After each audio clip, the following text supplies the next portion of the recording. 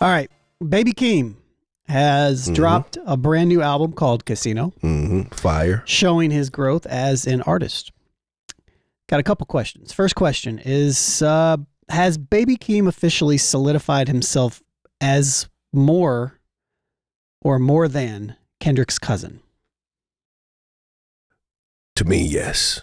I am a fan. Ken Kniff. Yeah, I am a fan of what is his name? Baby Keem Keem? or something? No, I was gonna say his real name. Keemerstan. Yeah, we'll just go ahead and say Baby Keem. Yeah, he really got me on this album. Well, I can't say that because I've actually been a fan since The Sound of Bad Habit. So, or Die for My Bitch. I like both of those. And shout out to Cardo. Shoot Up Your Cardo. Shout out to Cardo. But yeah, the album was good to me. It actually showed growth. It's probably the best artist that I've heard from Las Vegas. We're going to talk about that. Yeah. Okay. I'm a fan. What do you think, Terry? I think he definitely stands on his own on this album based off him actually telling us a story about where he came from. The documentary actually helps too. It tells you that he grew up in Cali for a moment in time. They moved to Vegas because it was cheaper. I feel like he just invited everybody into his life as Baby Keem versus you just knowing that he's related to Kendrick. And it also helped too that Kendrick is co-signing him on the documentary, pretty much saying that, hey, I got 1,000 cousins. A lot of people rap. Even friends that I got, they rap too. And everybody that was sending me stuff, Keem sounded the best. So like, and he wasn't even rapping first. He was just doing beats. So then when he started rapping, he was like, damn, he actually can do that too. And he didn't just spoon feed him opportunity. He was like, well, you got to earn this on your own. He made him. Gave him some beats and told him go get hot. He made him drop them on his own. See what you can do with this. See if you can generate something. His friends is on there saying that he didn't care if he was getting 1 or 2 likes. He kept the ball moving. He kept on doing what he was supposed to do. So like that in itself, him not being entitled and feeling like I'm going to make it just because Kendrick is in my corner. Kendrick wasn't feeling that yet. He was like, I'm gonna put you through pretty much what I had to do. Sure. You know, so I feel like he's earned his place in the rap game in that way, and he didn't lean heavy on Kendrick for this release. Like Kendrick is featured on a chorus and he's featured on one song, and that's it. Obviously, he's on PG Lang, and they did a amazing job as far as curating the release of this album with that documentary, with the night it dropped. They streamed the whole thing live with Baby Keem performing and everything like this. So I feel like he's made a lot of strides to stand on his own and still distance himself from just being Kendrick's cousin. But at the end of the day, I feel like he's still always going to be looked at as Kendrick's cousin based on who Kendrick is. Sure. You know what I'm saying? So he still has a ways to go to distance himself in that manner, but he definitely showed his ass as far as, you know, like, this is me. This is not Kendrick. I'm not here because of Kendrick. Sure. What do you think, Jay? Being somebody's cousin or brother or whatever has never been enough for me to listen or to even try to digest your music. You know, like, I've listened to Baby Keem's projects regardless, excuse me, of the Kendrick connection. You know, even when we sat and as a group just kind of listened to it, I was like, okay, like, I wasn't like, well, play the Kendrick record or play the one. I wanted to listen to Baby Keem, see what he had to do.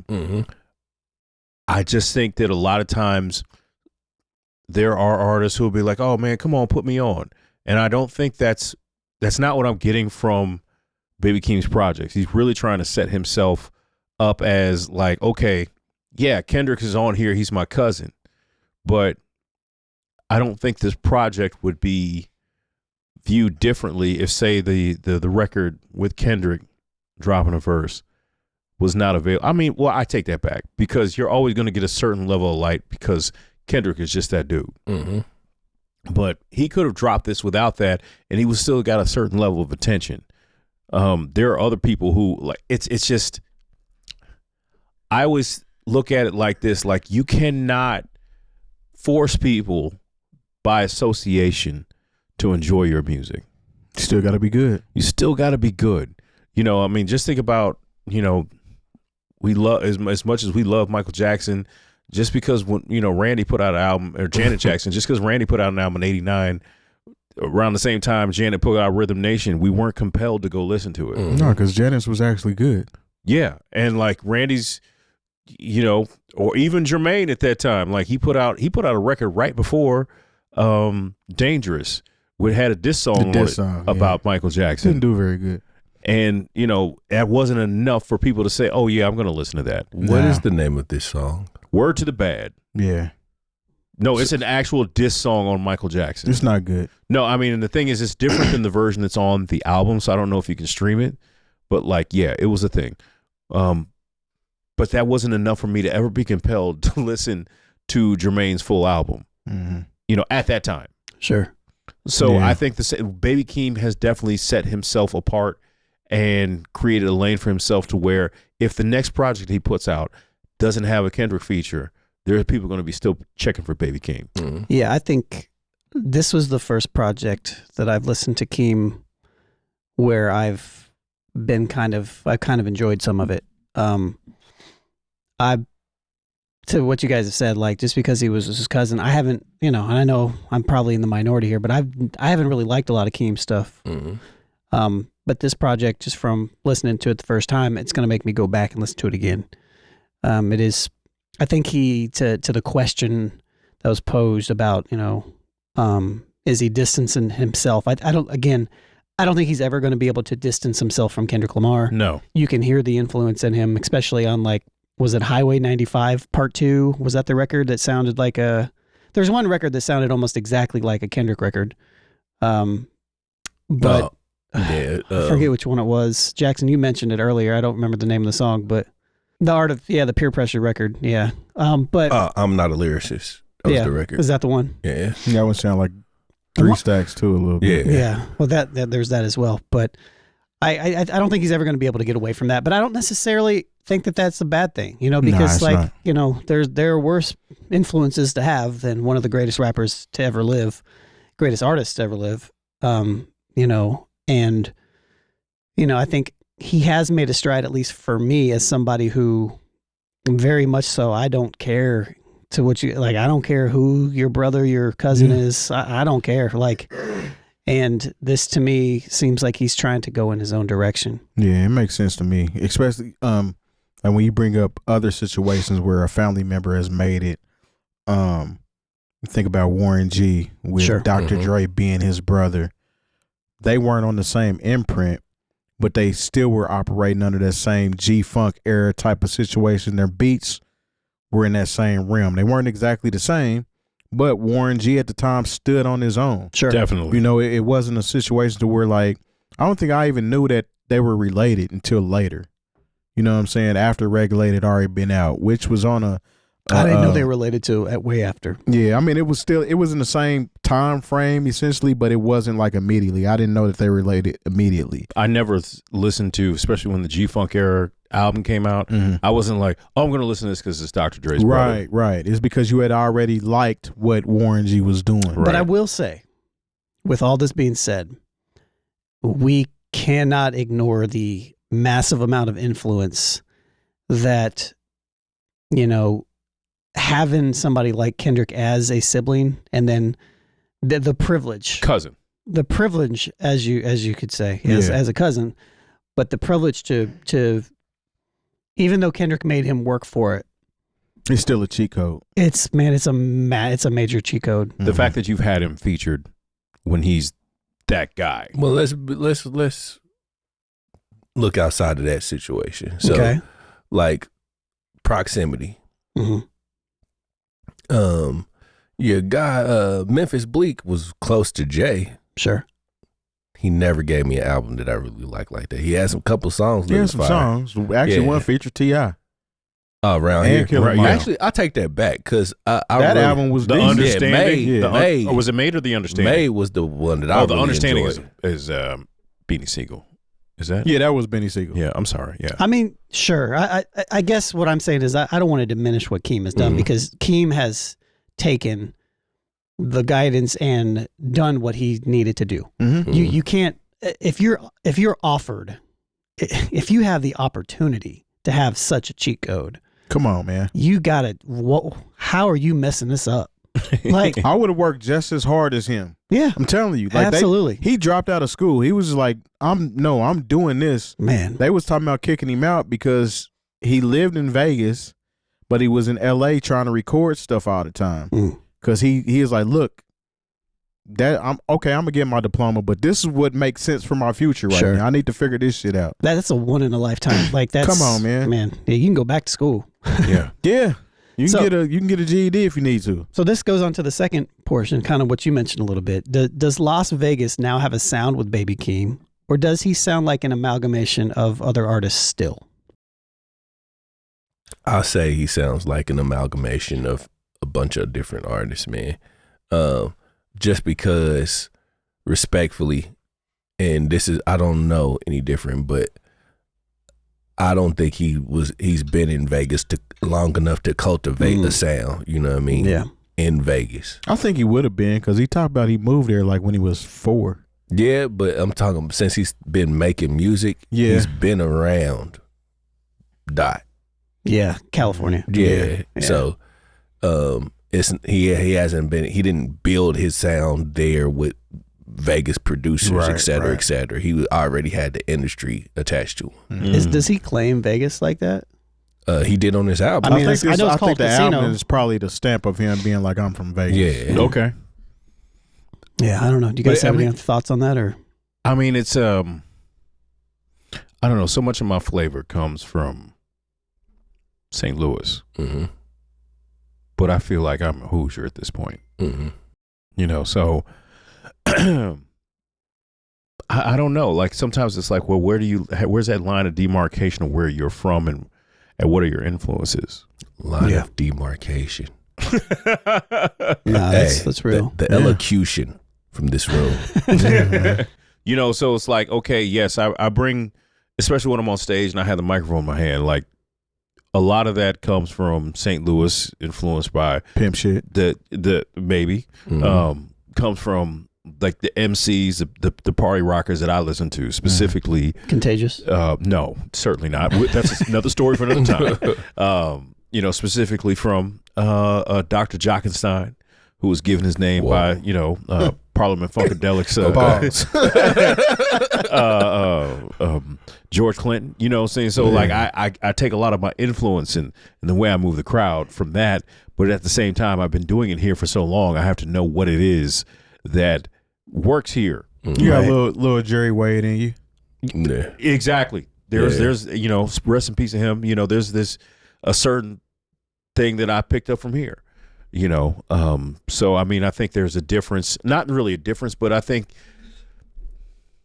everybody takes their influences from their experiences, you know, and so if Baby Keem, most of his experience, you know, comes from the things that he's witnessed in Las Vegas, then I'm go ahead say that's Vegas, Sure. but at the same time, you can't act like that LA what it is that you have witnessed through Kendrick, who's in LA by way of Chicago. I want to ask, does he have any Las Vegas producers on this album? Are we able to look that up? We can look it up. I saw a Like lot you of mentioned, Cardo is on there. Yeah. He's from LA. no, he's from Or Minnesota. Or is he from Minnesota? I'm so used to tying him. Yeah. And that ain't even So LA. what does that's he Bay rep? Area. Where did he get his Cardo, flavor Bay. from? Yeah, he produces a lot of Bay Area shit. So let's see here. Producers. A lot of danger hands. Yeah, Danger is on a couple of them. So Keem on every single Oh one. yeah, he is. We did talk about him being a producer. Scott Bridgeway, FNZ. I don't know who that is. Cardo, Rascal, What's Arp, Sweet, Rascal, Bridgeway, Sweet. They don't. These I aren't don't know people if you these would are, know. Yeah, No. it doesn't look like it. Then So if he's producing it himself, so he probably has, to Jay Moore's point, he probably has an equal balance or a balance of some LA shit and some Vegas shit kind of intertwined with that, with him being a producer. Well, there's a couple of records on there that don't even sound like hip hop records to me. You know, they're Yeah. very pop like Sure. records. You know what I mean? So, That's what we say. He does a lot of genre bending on this record. He does. I think for me to answer this question, I would say, yeah. I think he's got a little bit more to go to be able to like stamp as Las Vegas. Mm-hmm. You know, a little bit more of like determining, like solidifying himself as this, and a little bit further down the line, because I hear a lot of other influences. I do hear him though. I do absolutely hear him, but I hear a lot of other influences. We on all this heard project. that Andre 3000. There's definitely an Andre 3000 in there, and then there's also Kendrick delivery on a lot of it. You know, he does sound a little bit more grown up. You know, but who are some artists from Vegas though? I couldn't tell you. LV. You would know. Only you would know that. I thought LV was from somewhere in LA. Wasn't somebody on Strange Music from Las Vegas? That doesn't surprise me. Was it my guy with the weird eyes? You once think Chris Calico? No. Hobson. Hobson. Yeah, Ain't he Hobson is from Vegas. Yeah. Dizzy Wright. Dizzy Wright too. Yeah. Yep. But when I think about their sound, that just sounded like a I mean, Dizzy Wright and Hobson have unique sounds. but it's I don't even think Hobson's from there. But Dizzy Wright is. Dizzy Wright is. I knew one of them. And they were was. part of that, what they call themselves, the Jaron Benton was a part of it Yeah, too. yeah. And, They actually came here and did a show at Jaron's what's a his name? weirdo. yeah. Respectfully. He was cool the time I met him, but he was one person I asked him to take a picture with the bringing down the band card. And he's like, "What is this?" I was like, he had questions. he's like, I just don't want to take a picture with anything. I was like, that's fair. Yeah. But yeah, like those are the only names: Keem, Dizzy Wright, Yauda, Nutso, Thugnificent. Thugnificent? What? All You right. just Whoa. mad because your ass is old. The Landlord. What? That's a great name. Sucio Baby, Joel Block, Logan Dodd, Devin Scott, Josh Soul, Rock with Chevy Songs, Dollarize, Dylan Jacob. These must be local. Yeah, I don't Ellis. know any of those people. I've heard of The Landlord. Have you? That's a very interesting. Dylan Jacobs. I heard about him from people from Vegas though. Got you. Yeah, so it doesn't look like it's a very like prominent list of names, but Vegas there are ain't a that few. far from LA. LA. It might be a 2.5 hour drive, 2.5 to 3 hours, I think. Yeah, I think he's got a little bit more time. I think before he can solidify that and stamp himself as that. I think he's on the path towards it. I'm gonna say this, and you guys can refute it if you can, but to my knowledge, Baby Keem is the biggest rapper to ever come from Las Vegas. I would say that. Seems I would like it. agree. I mean, I would say Dizzy Wright, but at the same time, because of the Kendrick connection, Yeah, that's what I'm saying. Baby Keem is automatically Yeah. thrust into that. You know what I mean? So he didn't have to go through. I mean, don't get me wrong. I'm not trying to diminish him, but he didn't have to go through the same type of things that Dizzy Wright did. Yeah. So fair enough. Yeah, imagine that, man. Kendrick is your cousin. He actually with you Yeah, man. to the point where he's like, okay, I'm going to give you some shit, but I need you to actually show me that you can do something with it. And if I feel like I'm seeing some improvement from you, then I'm you know what I'm saying? Because try to think do of all the something for you. cousins in hip hop who were like, no, you good. Yeah, man. He did his thing on this one. I'll Quiet give as that. kept though, like I've heard Baby Keem and Kendrick too. Yeah. And Have a you? lot of Kendrick I've records. heard people say that. Yeah. Hell, Win by J Rock, Oh, yeah. that's Baby Keem That all is. day. That is. Yeah. I never thought Even of the that. beat sounds like, you know what I'm saying? But yeah. Win, win, win, win. Mm-hmm. Yeah. Up in Shouts, this bitch. Mm-hmm. shouts to Baby Keem. I like Casino so far. I'm going to have to give that another run. So Yeah. Another run that you would not give J. Cole. that's very true. No, that's serious. Yeah. Like, Hey, no, I watched that video today, so I was Oh, like, did you? Yeah. I get it. Yeah, I mean, and to be honest, I have not went back to J. Cole. So shouts to him, but